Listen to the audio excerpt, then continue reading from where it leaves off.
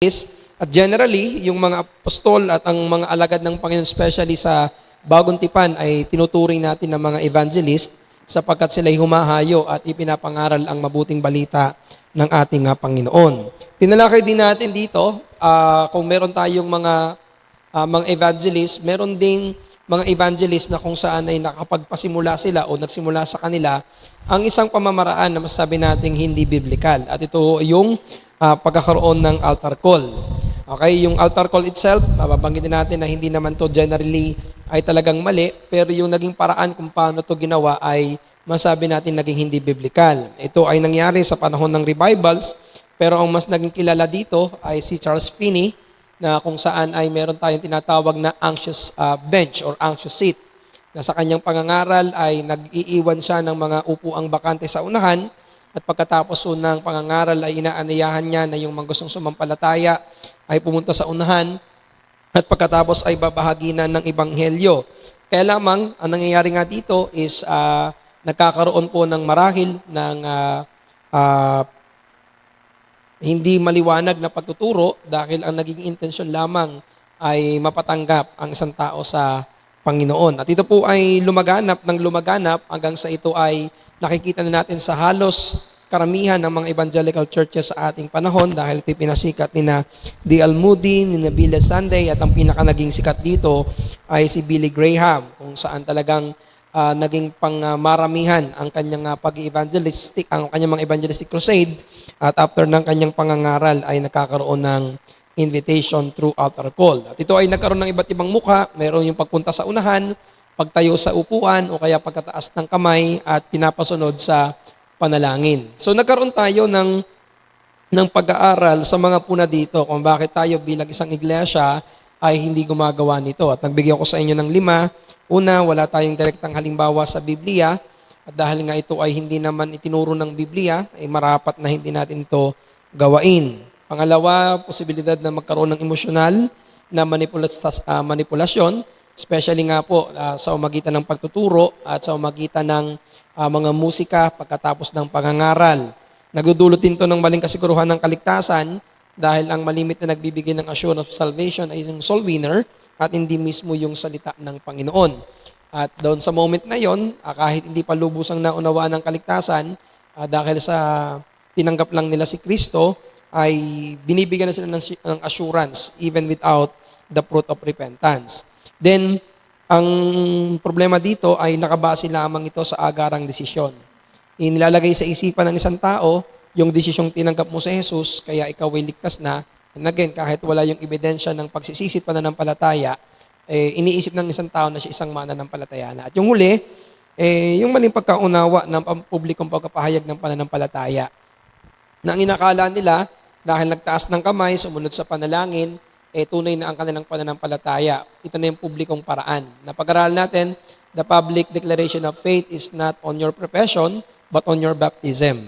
Ang bautismo, ang kinikilala ng Bagong Tipan, na siyang kapahayagan ng ating pong pananampalataya. So, ang resulta ng altar call, ang iglesia ay napupuno ng mga tao, pero hindi mga totoong mananampalataya. So, tinama natin, generally, walang masama sa pag-aanyaya dahil mismo ang Panginoong Yesus ay nag-aanyaya na lumapit sa Kanya ang mga nabibigatang puso, pero hindi ito sa paraan ng altar call. Dapat tayong tumingin sa kung ano yung biblical na pag-aanyaya at hindi sa magitan ng paraan ng tao. So again, generally hindi ko sinasabing kasalanan ito, pero dahil nga sa mga maling nagiging bunga nito ay hindi ito ginagawa ng ating pong iglesia. So tandaan natin, ang tagumpay ng pag-ibanghelyo ay hindi nakasalalay sa talino ng tao o sa pamamaraan ng tao. Ito ay nakasalalay sa matapat na pangangaral at pagtuturo ng ebanghelyo. Ngayong pong umaga, magpapatuloy tayo at ilang mga bagay pa ang ating tatalakayin dito sa paksang ito. Una, ano yung hindi ba pag-iibanghelyo?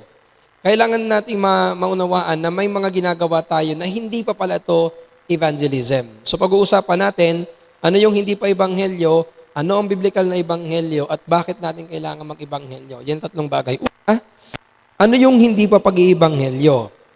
Hindi pa pag-iibanghelyo ang simpleng pag-aanyaya sa mga tao na dumalo sa iglesia.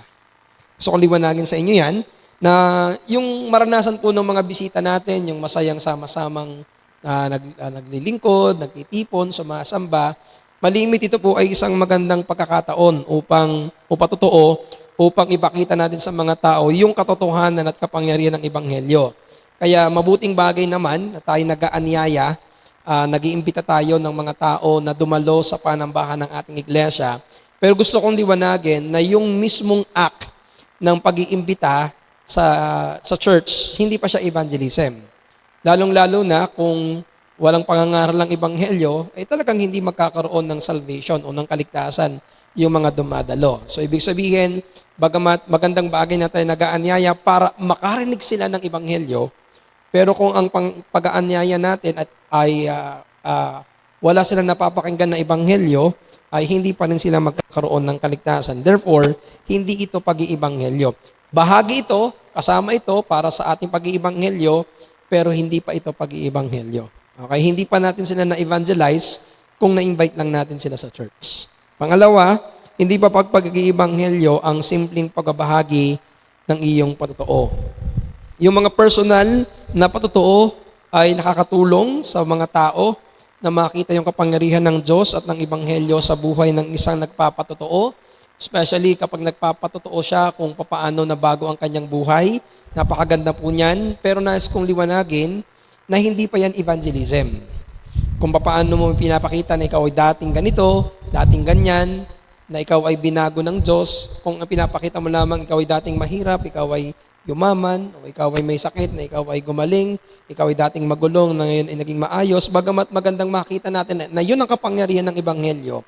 Pero kung sa iyong patotoo, ay hindi mo na ibabahagi ang mga dapat nilang malaman patungkol sa Ebanghelyo, patungkol sa Diyos, sa tao, sa ginawa ni Kristo, hindi pa rin yung pag-iibanghelyo. Pangatlo, hindi pa rin pag-iibanghelyo ang mga spiritual na pag-uusap. Maaari tayong magkaroon ng mga kwentuhang spiritual. May mga tao ka mga kasalamuha at magkakaroon kayo ng mga pag-uusap patungkol sa doktrina, patungkol sa mga paniniwala ninyo. Maaring may makakausap kang isang Muslim, pag-usapan ninyo paniniwala ng Christianity at saka ng Muslim o ng Iglesia ni Cristo o ng dating daan. Maaring magkaroon kayo ng mga debate, mga spiritual na pag-uusap. Pero kung hindi na ibabahagi ang Ebanghelyo at hindi nila nalalaman kung paano ang paraan ng kaligtasan, hindi siya maituturing na pag-iibanghelyo. Pang-apat, hindi pa pag-iibanghelyo ang pagkukwento ng mga emosyonal na kwento o pag-awit ng mga makabagbagdamdaming awitin. Meron akong napanood na isang nagkakukwento, hindi ko alam kung kwento, testimony yun, na talagang ang kanyang kwento ay sobrang nakakaiyak, talagang very makabagbagdamdamin ang kanyang pagkukwento. At ito ay kwento patungkol sa kanya na nagpunta na daw siya sa impyerno at siya daw ay bumalik sa lupa. Ang malimit yung maririnig kwento patungkol sa taong pumunta sa langit at bumaba sa lupa, kakaiba ang kanya. Siya ay namatay na at napunta na sa impyerno. Nakita niya na si Satanas, nakita niya doon si Michael Jackson at saka yung ibang mga artista. Very emotional lang kanyang pagkukwento, pero tandaan niyo to, kahit gaano ka-emotional lang yung kwento o kahit gaano ka-emotional yung kanta at yung mga nakikinig ay maging emosyonal, umiyak. Diba? May mga, pag nag-special number, hindi mo na lamang alam kung bakit ka lumuluha. Ito kahit na gaano ka kalungkot, kagaling, yung nagkukwento, kahit gaano ka madala, hindi po ito pag-iibanghelyo kung hindi na ibabahagi ang nilalaman ng Ebanghelyo. Ibig sabihin, kahit ang isang tao, katulad sa altar call, sa pamamagitan ng mapanghikayat na pagsasalita ng isang tao, o ng mga makabagbagdaming musika, kung hindi naman ay pahayag sa kanya ang Ebanghelyo, hindi pa rin yun evangelism. Okay?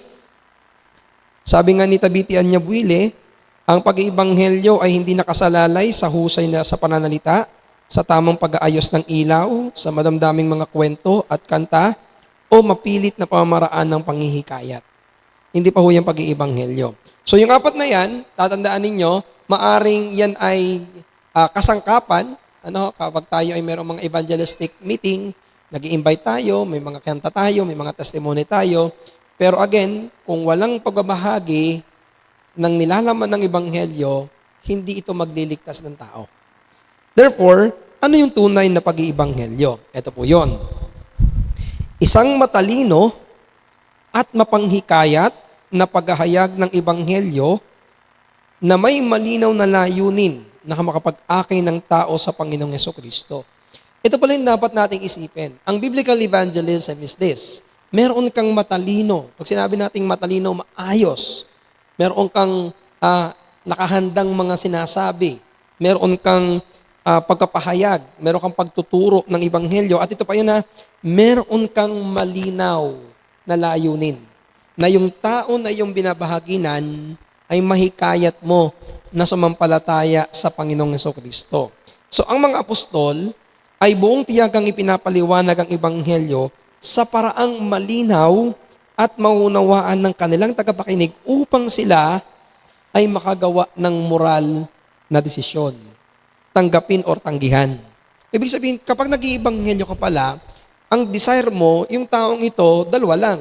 Is either tumanggi siya sa ibinabahagi mo o tanggihan. At yun ang dalawang laging nagiging bunga sa pag-iibanghelyo natin. May tumatanggi at mayroong tumatanggap. Pakinggan nyo, maganda yung sinabi ni Paul. Sa 17:2-4, at si Pablo ayon sa ugali niya ay pumapasok sa kanila at sa 3 Sabat, ganyan dami no? 3 Sabat, ibig sabihin 3 pagkakataon, ay nangangatuwiran sa kanila sa mga kasulatan na binubuksan at pinapatunayan na kinakailangan si Kristo ay maghirap at muling mabuhay sa mga patay at itong si Jesus, aniya na aking pinangaral sa inyo na siyang Kristo at nangahikayat ang ilan sa kanila at nakikampi kay Pedro at kay Silas at gayon din ang lubang maraming mga Griego'y masipag sa kabanalan at hindi kakaunti ang babaeng marangal. So makikita natin dito yung ginagawa ni Apostle Paul.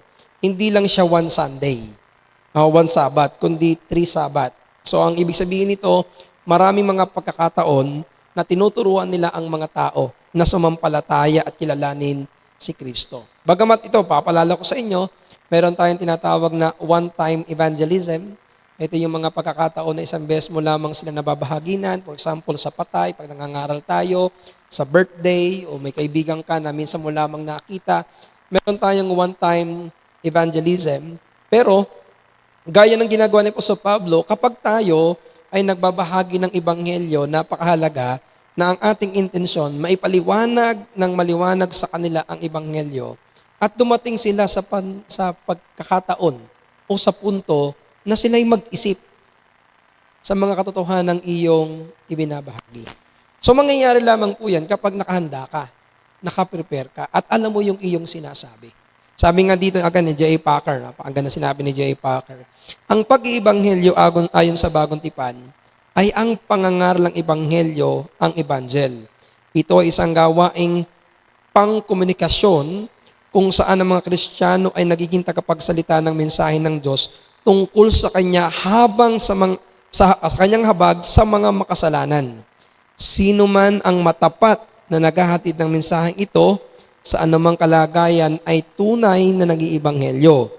Saan man at sa anumang paraang na ipapahayag ang Ebanghelyo na may layunin ng pag-aakay sa pananampalataya, doon nagaganap ang tunay na pag-iibanghelyo. So, napakahalaga nito mga kapatid.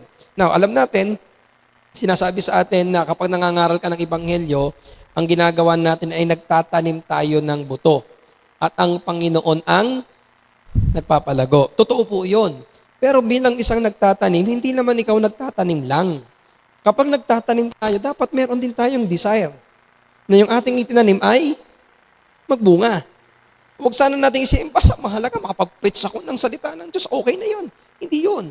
Dapat kapag nangangaral tayo ng Ebanghelyo, nangangaral tayo ng salita ng Diyos, meron kang desire na yung binabahaginan mo, yung pinapangaralan mo, ay dumating sa punto na magdesisyon na sumampalataya sa Panginoon or magbunga ang iyong itinanim. Oo, ang Diyos ang nagpapabunga ng ating mga tinatanim. Pero sa isang nagtatanim, mahalaga na naghahangad na magkaroon ng bunga. Hindi ba, meron tayong mga magsasaka. Meron ba naman nagsasaka na pagkatapos niya magtanim, wala na siyang gagawin? Meron ba namang nagtanim na pagkatapos niya magtanim, ay wala na siyang desire na sana mamunga? Kaya nga, anong ginawa nung sinabi ni Pablo do sa Corinto? I have planted, Anong ginawa ni Apollos? Apollos watered. So meron po silang ginagawa para yung kanilang itinanim magkaroon ng bunga, pero nilagay nila sa dulo, but God gave the increase. Ang Diyos ang nagpapabunga. So sa atin bilang mga Kristiyano, kapag nagbabahagi tayo ng Ebanghelyo, natin yung maayos. Kaya, eto po, gumawa kayo ng inyong mga line of thoughts kapag nagbabahagi kayo ng Ebanghelyo. Ibig sabihin, sa inyong mga Bible, sa inyong handouts, o sa inyong mga notes, gumawa kayo ng parang mini outline. Ano yung mga sasabihin ko? Ano yung mga talatang pwede kong gamitin? Ano yung mga kwento, illustration na pwede kong gamitin kapag nagbabahagi ako ng Ebanghelyo? Para kapag kayo ay nabigyan ng pagkakataon na magbahagi ng Ebanghelyo, alam ninyo ang inyong sasabihin. Kumbaga, maayos, maliwanag. At pwede hong magdala sa kanila upang magkaroon ng katanungan patungkol sa katotohanan ng salita ng Diyos. Then, pangalawa, ang layunin ng pag-ibanghelyo ay ang pakikipagkasundo sa Diyos. Layunin natin kapag tayo nag-iibanghelyo na ang mga taong ito ay maging kasundo ng Diyos. Sabi ng 1 Peter chapter 3 verse 18, sapagkat si Kristo man ay nagbata rin minsan dahil sa mga kasalanan, ang matuwid dahil sa mga di matuwid, upang tayo'y madala niya sa Diyos, siyang pinatay sa laman, ngunit binuhay sa Espiritu. Sa 2 Corinthians chapter 5 verse 18 to 20, tinutukoy dito na kinakailangan nating may pagkasundo sa Diyos. So, malinaw na itinuturo ng Biblia na ang pangunahing problema ng sangkatauhan ay ang ating kasalanan. Na dahil dito, tayo'y nahiwalay sa Diyos, napupuot ang Diyos sa atin, kaya naging kaaway tayo ng Diyos. At sa ating pagbibigay ng mensahe, ang puot ng Diyos laban sa ating mga kasalanan, ang pangunahing tinutugunan ng Ebanghelyo.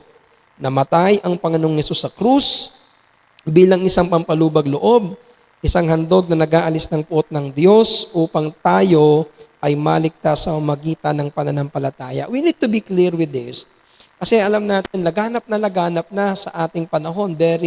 Kung yung paglaganap ng Ebanghelyo sa social media ay naging maganda dahil marami ang nakakakilala sa Panginoon. At the same time, ito rin nagiging problema natin ngayon. Maraming mga churches ngayon ang gumagamit ng social media para baluktutin ng Ebanghelyo.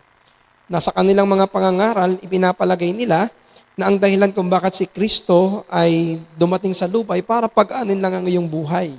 Meron akong isang napanood na isang pastora na sa kanyang preaching ay laging about kabutihan, pagyaman, pag-asenso. Mga kapatid, hindi naman yan ang dahilan kung bakit si Kristo namatay sa krus.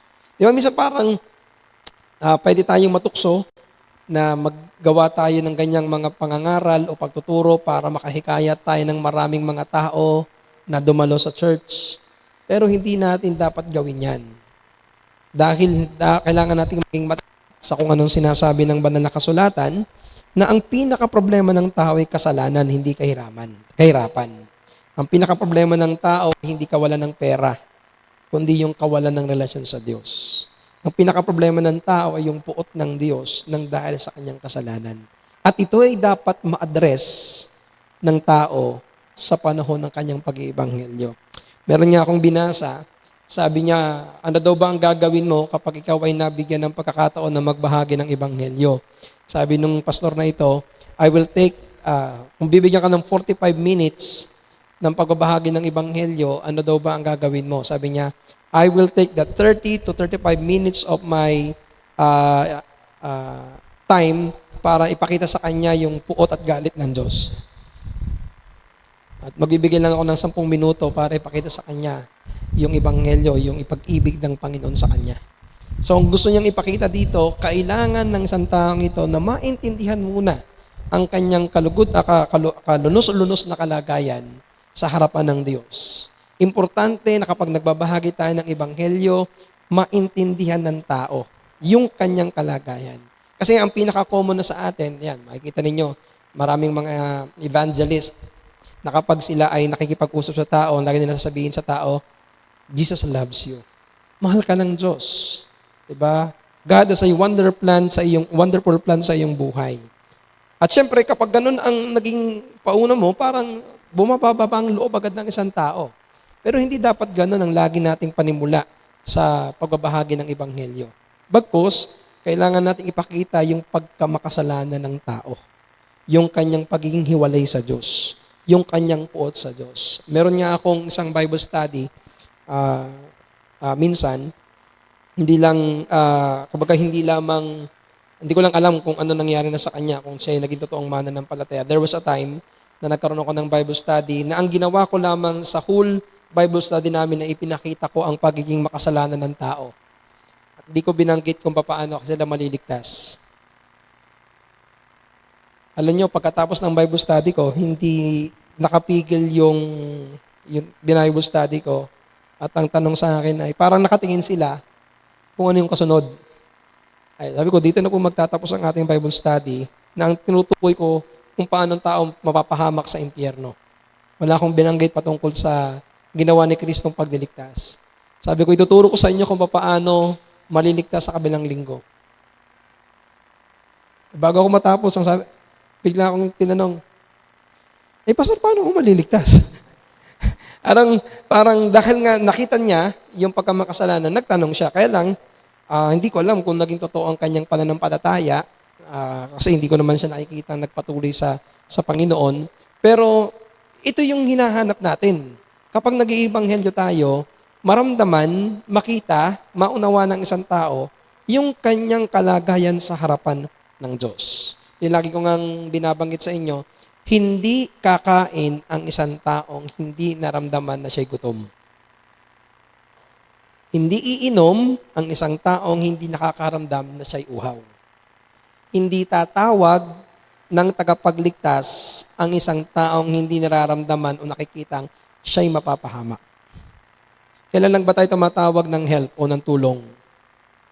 Kapag hindi natin kaya, kapag nagkaroon tayo ng realization na tayo ay mapapahamak.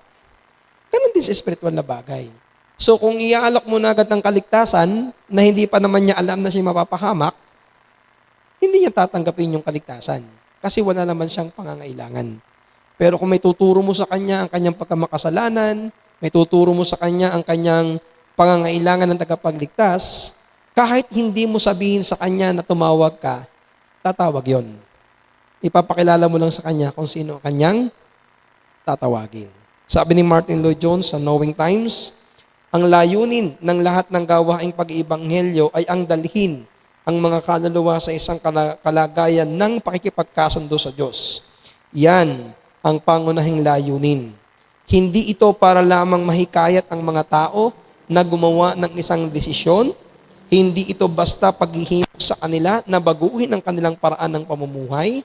Hindi rin ito simpleng pagsapi sa isang klase o simbahan. Ang tunay na layunin ng paghahayag ng Ebanghelyo ay ang itama ang kanilang relasyon sa Diyos. Yan ang pinaka-ultimate goal natin ng evangelism so that they will get right with God. So ang tanong ko lang sa inyo kapatid, pag meron ka bang pagbabahagi ng Ebanghelyo, meron bang ganyang laman ng iyong puso at isipan? Meron ka bang ganyang desire sa mga taong iyong binabahaginan? Then, tingnan natin, ano ba yung mga nilalaman ng mensahe kapag tayo ay nag-iibanghelyo? So ito yung napakahalaga. Meron tayong 6 na bagay na dapat laman kapag nagbabahagi tayo ng Ebanghelyo. Una, yung kabanalan ng Diyos at ang kanyang puot laban sa kasalanan. So ang Diyos ang may lalang ng lahat ng bagay. Siya ay lubos na banal, karapat-dapat sa lahat ng pagsamba at kanyang parurusahan ang kasalanan. So nandiyan yung mga talata. Ito na yung pwede nyong gamitin sa evangelism ninyo. Ito na yung mga talata. Ipinapakita dito sa Genesis 1:1 na ang Diyos ang may lalang sa atin at ipinapakita ng mga talata sa susunod na ang Diyos ay karapat-dapat na sambahin, karapat-dapat na kilalanin at parurusahan niya ang mga tao na gumagawa ng kasalanan. Kailangan ding makita ng mga tao, pangalawa, ang pagiging makasalanan ng tao. Na bagamat ang tao ay nilikha ng Diyos ng mabuti, pero dahil po ang tao ay bumagsak sa kasalanan, sila ay nagkaroon ng likas na pagkamakasalanan. Ayon sa Genesis chapter 1 at Genesis chapter 3. At kailan ang tao nagkasala mula pa sa kapanganakan, ang lahat ng tao ay hiwalay na sa Diyos, laban sa Diyos at nasa ilalim ng kanyang puot. Kaya sabi ng Romans 5:12, na sa umagitan ng isang tao pumasok ang kasalanan, kung kaya ang kamatayan ay maranasan ng lahat ng tao sapagkat ang lahat ay nagkasala. Awit 51 verse 5 na ipinaglihi tayo sa kasalanan, Romans 3:10. So, itong mga talatang ito, pwede niyong gamitin upang ipakita ng tao ay patay, hiwalay, nasa puot ng Diyos, kaaway ng Diyos. Pangatlo, ito rin pala, dapat dito, dahil dito, ang taong makasalanan ay parurusahan ng Diyos sa walang hanggan. Kailangan nilang makita na dahil sa kanilang kasalanan, hindi sila makakarating sa Diyos. Diba? Romans 3:23, sapagkat ang lahat ay nagkasala nga at hindi nakaabot. So, kailangang maintindihan. Bago kayo dumating sa ginawa ni Kristong pagdiligtas, kailangan nyo munang kahit papaano makita sa taong kausap ninyo na naintindihan niya ang kanyang pagkamakasalanan. Kaya kailangan kayong yung tinuturo ko sa pag-i-evangelize, kailangan nyo ring matutunan yung tinatawag nating the art of questioning. Yung paraan ng pagtatanong. Para sa pag-iibanghelyo, lalo na sa mga one-on-one evangelism o kaya dun sa group evangelism, magkaroon kayo ng mga tanong na maghihikayat sa kanila na sumagot. Kailangan nilang maintindihan, ano ba ang tingin mo sa tao? Bakit ang tao nagkasala? Ano yung bunga ng kasalanan ng isang tao? Ano yung parusa ng Diyos sa tao? Ikaw ba, saan ka pupunta? Yung mga tanong na ito, dapat masagot nila bago ka dumating sa punto ng pagkapaliwanag sa tagapagligtas. Nakuha niyo yung ibig kong sabihin? Kailangan pala, bago ka dumating sa tagapagligtas, maintindihan muna nila na sila'y napapahamak. Now, kapag naintindihan na nila na sila'y napapahamak, eto sabihin nyo, merong mabuting balita. Ano yung mabuting balita? May paraan para maligtas. At yan yung pangatlo, sa pamagitan ni Kristo at ng kanyang ginawa. Papaliwanag nyo na si Kristo ay ganap ng Diyos at ganap na tao, namuhay ng walang kasalanan, namatay sa krus upang akuin ang puot ng Diyos, kapalit ng lahat ng mga mananampalataya ng Diyos, kapalit ng lahat ng mga mananampalataya sa Kanya, at muling mabuhay upang bigyan ng buhay na walang hanggan ang kanyang mga hinirang. So yan yung mga talata na pwede niyong gamitin para ipaliwanag sa kanila kung sino si Kristo at kung ano ang ginawa ng ating Panginoong Kristo. So ibig sabihin, pagkatapos nilang malaman yung kanilang problema, na sila isang makasalanang mapapahamak at wala silang magagawa para iligtas ang kanilang sarili, there you present Christ. Sino si Kristo? Ano yung kanyang ginawa? At paano si Kristo naging tagapagligtas. At pagkatapos, kailangan nyo rin ipakita sa kanila kung ano yung hinihingi ng Diyos sa tao. At anong hinihingi ng Diyos sa tao? Inuutusan ng Diyos ang lahat ng tao sa lahat ng dako na magsisi sa kanilang mga kasalanan at manampalataya sa Panginoong Kristo para maligtas. So, kailangan nyong makita, nilang malaman na meron tagapagligtas pero may hinihingi ang Diyos. Magsisi ka sa iyong kasalanan, panampalatayaan namin yung tagapagligtas. At pagkatapos, magkaroon kayo ng babala sa Kanya. Balaan sila na ang pagtanggi sa mensahe ng Diyos ay may matinding kapahamakan. Ito siguro minsan, medyo nakakalimutan natin ito. Pero mahalaga ito na, bigyan pala muna sila ng katiyakan ng pangako ng Diyos na kapatawaran, pakikipagkasundo at buhay na walang hanggan. Pagkatapos mong ipaliwanag sa kanila na si Kristo ang tagapagligtas, gamitin yung mga talata na nagpapaliwanag at nagsasabi yung katotohanan ng kaligtasan. Romans 3:13, sapagkat ang sino mang tatawag sa pangalan ng Panginoon ay maliligtas. John 1:12, ang lahat ng sa kanya nagsitanggap ay pinagkalooban ng kapangyarihan maging mga anak ng Diyos. 1 John chapter 5, doon sa verse 13, ang mga bagay na ito isinulat ko sa inyo upang inyong malaman na kayo merong buhay na walang hanggan. Ibig sabihin, kailangan din nilang malaman na pwede kang makasigurado ng buhay na walang hanggan habang ikaw ay nandito sa lupa.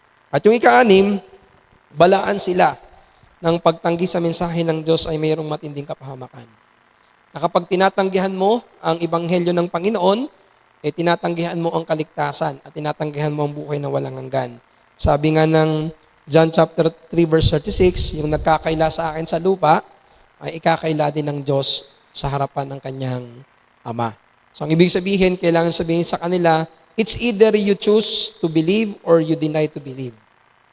Kapag ikaw ay pumili at ikaw ay sumampalataya, meron kang buhay na walang hanggan, pero pag ikaw ay tumanggi, ikaw yung mapahamak sa walang hanggan. Ngayon, sa huli, meron tayong anim na dahilan bakit ba tayo nag-iibanghelyo. Bakit nga ba natin kailangan mag-evangelize? I will give you 6 reasons. Una, ito ay isang natural na tugon ng isang taong nakaranas ng kaligtasan. Ang isang magandang halimbawa po dito ay tungkol doon sa kwento ng 4 na kitongin na nakatagpo ng malaking pagkapala upang matugunan ang kanilang pangangailangan. So baka hindi kayo pamilyar dito, so ipapabasa ko sa inyo. Pakibasa nga po, 2 Kings chapter 7, 3-9. Ito, maganda ho ito. Baka ang pamilyar dito, kaya ipapabasa ko sa inyo. Ikalawang hari, Kabanatang 7, talatang 3 hanggang 9. Yung unang nakakita, pakibasa ako.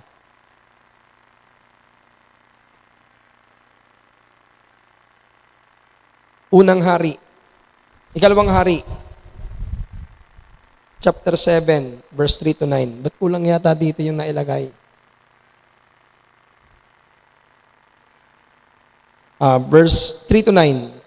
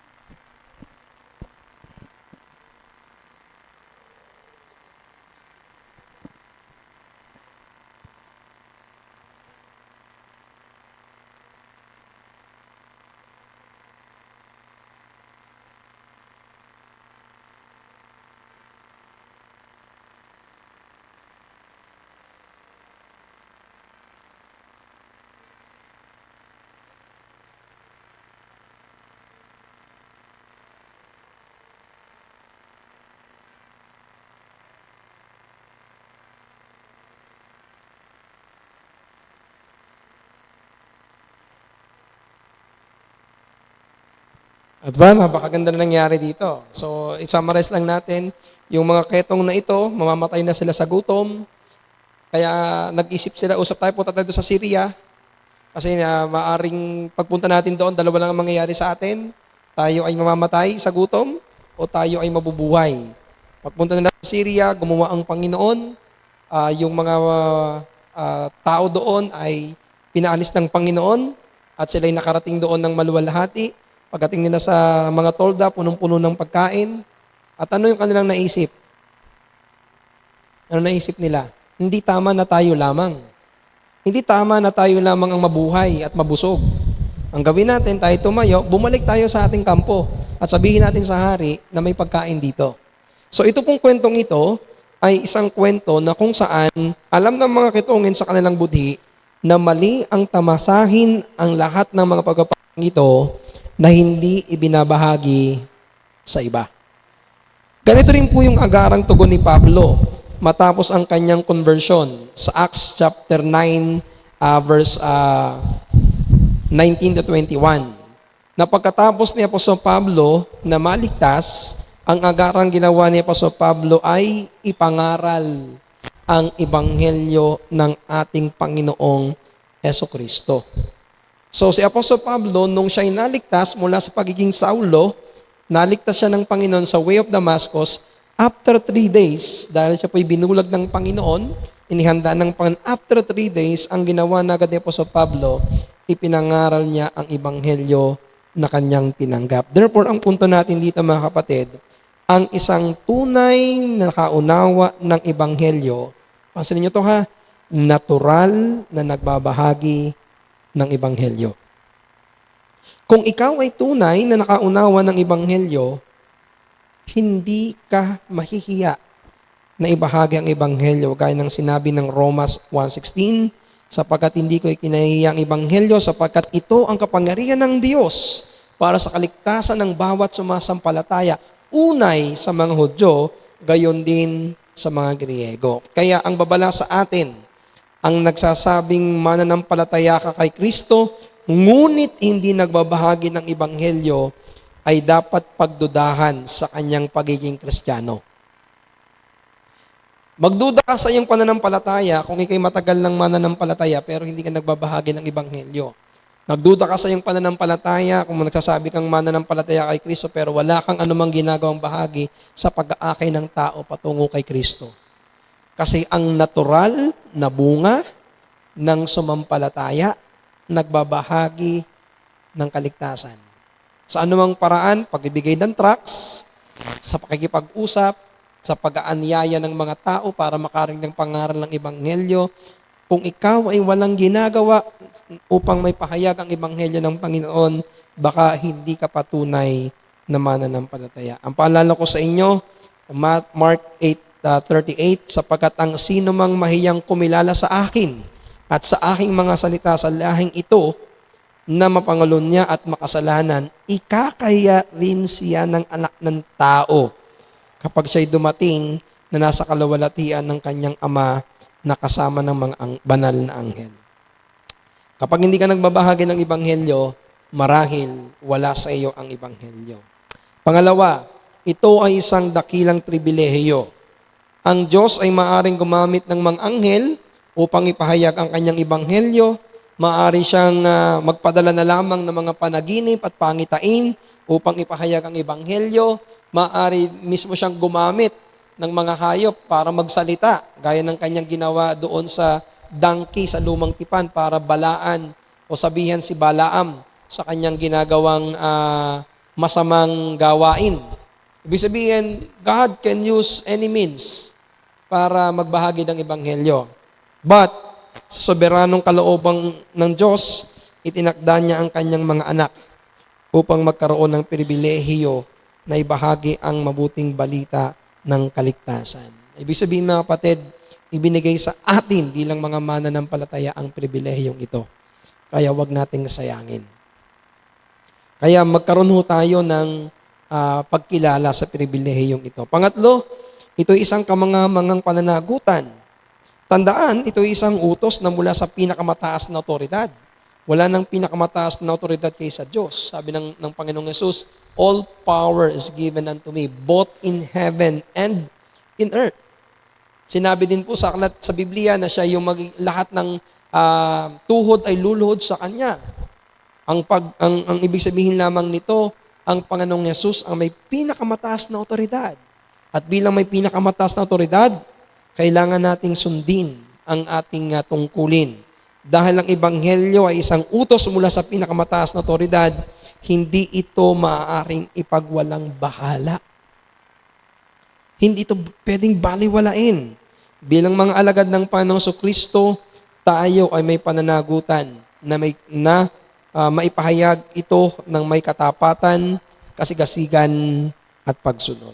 Ikaapat, ito maganda, ang pag-iral ng iglesia sa mundo ay nakasalalay dito.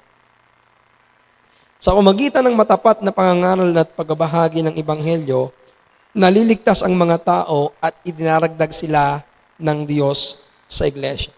Diba sabi ng Romans chapter 10 verse 14, paano sila sasampalataya sa hindi nila napakinggan. At paano sila makakarinig kung walang nangangaral? Sabi ng Acts chapter 2:41, di ba? At silang masayang nagsitanggap ng kanyang salita. Pag binalikan natin yung mga naunang talata, ano nangyari? Nangaral si Pedro ng salita ng Diyos. Nung nangaral si Pedro ng salita ng Diyos, sumampalataya sila, at after nila silang sumampalataya, anong sunod na nangyari?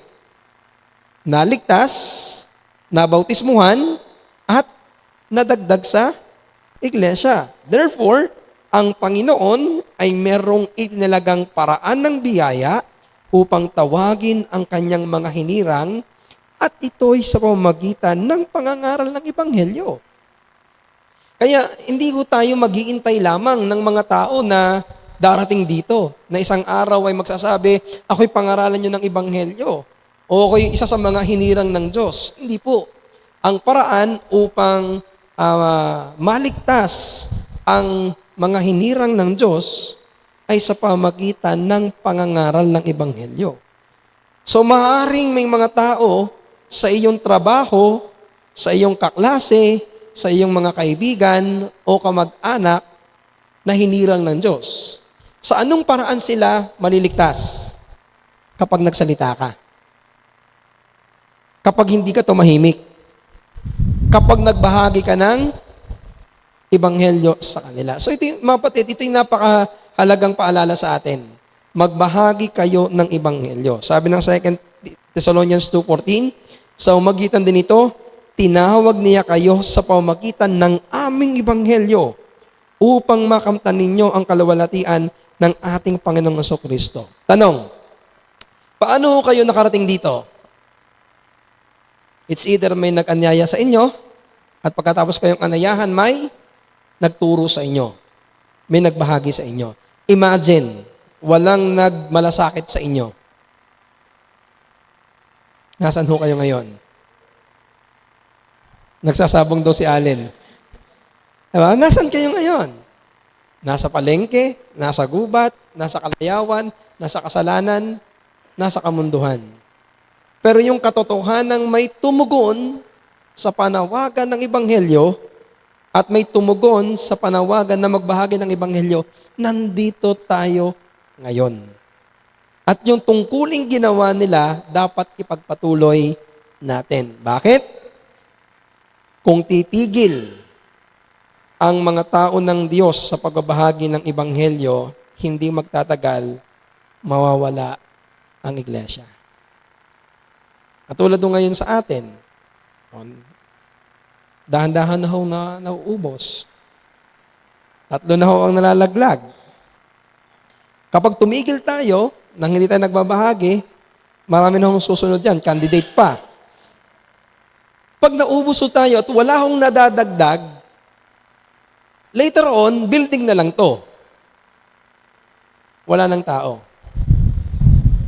Meron nga akong, biyaya lang ho ng Panginoon, di ba? Doon sa isang church na tinulungan natin, biyaya lang para talaga ng Panginoon na sila nag-survive. 1962 pa sila na simbahan. Noong tayo dumating sa kanila, parang nasa 20 na lang sila. Salamat na lamang na isalba, naturuan sila ng tama. Ngayon po, yung alitagtag is growing na ulit. Because they continue yung iniutos ng Panginoon na mag-ebanghelyo. Naikwento ko na to sa inyo, nasa Inglaterra, maraming mga simbahan, mga last batch na. Mga senior na, wala nang mga kabataan. Sabi nga nung isang kaibigan, di ba, nabanggit ko sa inyo, na yung last batch, kapag namatay na yung mga senior na yon, wala nang susunod na henerasyon. Kaya doon sa England, marami doon ng mga building, mga restaurant na. Mga dating simbahan, restaurant na, mga dating simbahan ay museum na. Meron nga ako nakita doon, sa isang video na napanood ko, isang malaking simbahan, resto bar na. Kasi paano nyo nasabing simbahan, yung struktura nila maintain. Pero iba na ho yung nandoon. Bakit nangyari yon? Because they stopped proclaiming the gospel. And it will happen to us kapag tayo ay tumigil sa pagbabahagi ng Ebanghelyo. Ikalima, ang Ebanghelyo ay kailangang ipahayag sa lahat ng bansa bago ang ikalawang pagbabalik ng Panginoong Yesus. Ayon sa Matthew chapter 24 verse 14, at ipangaral ang Ebanghelyong ito ng kaharian sa buong sanglibutan bilang patotoo sa lahat ng mga bansa at pagkatapos ay darating ang wakas. Niliwanagin ko lang, hindi natin ipapangaral ang Ebanghelyo upang mapabilis ang pagbalik ng Panginoong Kristo. Sa halip, nag-iebanghelyo tayo dahil ito ay iniutos ng Panginoon. Kasi sinabi dito, kapag naipangaral ang Ebanghelyo sa lahat ng mga bansa, darating si Kristo. So, ang gawin natin, bilisan na natin para dumating agad. Hindi ho ganun. Nagbabahagi tayo kasi iniutos ng Panginoon, kaya ang punto, darating ang wakas kasabay ng patuloy na pagpapahayag ng Ebanghelyo sa buong mundo. The promise, Christ will come, pero darating siya kapag naipahayag na ang Ebanghelyo sa lahat ng mga bansa. So tayo sumunod sa kanyang utos, ipangaral ng Ebanghelyo ng Panginoon sa lahat ng mga bansa at darating ang ating Panginoon. And last, ang hindi pagbabahagi ng Ebanghelyo ay nagdudulot ng disiplina ng Diyos. Ezekiel chapter 3 verse 16 to 19. Ito ho yung talata na nagsasabi na kapag hindi ka nagbahagi, ay ang kanilang mga dugo ay nasa iyong mga kamay. Pakibasa ako.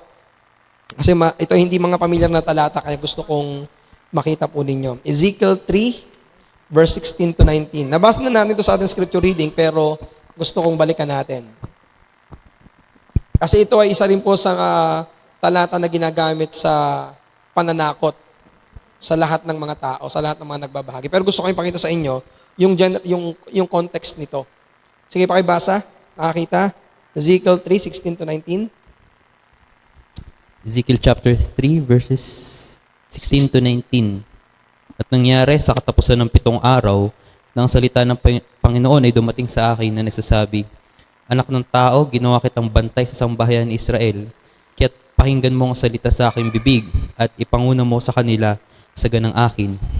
Pagka aking sinabi sa masama, ikaw ay walang pagsalang mamatay at hindi mo pinagpaunahan siya o nagsasalita ka man upang hikayatin ang masama mula sa kanyang masamang lakad, upang iligtas ang kanyang buhay, ang gayong masamang tao ay mamamatay sa kanyang kasamaan, ngunit ang kanyang dugo ay aking sisiyasatin sa iyong kamay. Gayon may kung iyong pagpaunahan ang masama at siya'y hindi humiwalay sa kanyang kasamaan o sa kanyang masamang lakad man, siya'y mamamatay sa kanyang kasamaan, ngunit iyong iniligtas ang iyong kaluluwa. So pinapakita dito, ang general context dito, pakinggan nyo, at sinabi doon sa binasa ni Andrew kanina, at ang salita ng Panginoon ay dumating sa akin. Sino nagsasalita? Si Prophet Ezekiel. So ang ibig sabihin nito, ang pagbabahagi ng salita ng Diyos ay isang seryosong pananagutan ng isang propeta. So yung mga propeta na ito, binalaan o binigyan ng Panginoon ng tungkulin na ipahayag sa tao ang salita ng Diyos. Kapag meron daw isang masamang tao na hindi mo sinabihan patungkol sa kanyang kasamaan, kapag ito ay namatay, nasa iyong pananagutan. Pero kapag siya ay iyong sinabihan at hindi siya sumampalataya, wala na sa iyong kamay ang pananagutan. So, ang sabi ni MacArthur dito, bagamat ang bawat makasalanan ay mananagot sa kanyang sariling kasalanan, ang propetang hindi tumutupad sa kanyang tungkulin na ipahayag ang babala ng Diyos ay magiging isang mamamatay tao sa paningin ng Diyos kapag kinuha niya ang buhay ng taong iyon. Ang ibig sabihin, lalo na sa mga pastor, kapag siya ay hindi nagpapahayag ng ebanghelyo sa mga tao, may pananagutan siya sa Diyos. At ito marahil yung nasa isip niya Apostol Pablo nung kanyang sabihin sa 1 Corinthians 9:16, Woe unto me if I preach not the gospel. Saba ko kung hindi ko ipapangaral ang ebanghelyo. Ang paalaala, ang bawat tagapangaral ngayon ay nakaharap din sa parehong babala. Na ang mga mangangaral na hindi nagpapahayag ng matapat na ebanghelyo ng ating Panginoong Jesucristo ay nagdadala ng parusa. Ang hindi pagiging matapat sa pananagutang ito ay nagdudulot ng disiplina mula sa Diyos at pagkawala ng katimpala sa kawalang hanggan. At siguro yung extended application nito ay sa lahat sa atin. Diba? Sa lahat sa atin na kung tayo ay may mga kamag-anak, kakilala, kaibigan, kasama na mga hindi pa mananampalataya na hindi man lamang natin binibigyan ng babala patungkol sa kanilang kalagayan bilang isang makasalanan, meron tayong pananagutan sa Panginoon. Meron tayong magiging kasalanan. Bakit? Anong sabi ng Biblia? Sa Kanya na nakakaalam ng tama at hindi niya ginagawa, ito ay isang kasalanan. Yung hindi pagsunod sa utos ng Panginoon, na ipangaral mo at ibahagi mo ang salita ng Diyos sa lahat ng tao, yan ay kasalanan. So gusto kong liwanagin dito, this is a direct command sa mga nangangaral. Pero ito po'y extended sa lahat ng mananampalataya. Because meron ding utos sa atin na ibahagi ang Ebanghelyo. Kaya kapatid, paalala ko sa iyo, may pananagutan ka. Kung ikaw'y kasama sa pamilya, kasama sa trabaho, mga kaklase mo, na hindi mo man lamang sila nabahagi na ng Ebanghelyo. Dahil you were given the chance, but you failed to do it. You're sinning, and you will face God sa kasalanan yan. Kaya bilang hamon, pagsikapan nating panatilihin ang biblikal na pag-ibanghelyo upang magbunga tayo ng mga tunay na mananampalataya. So that will end our fifth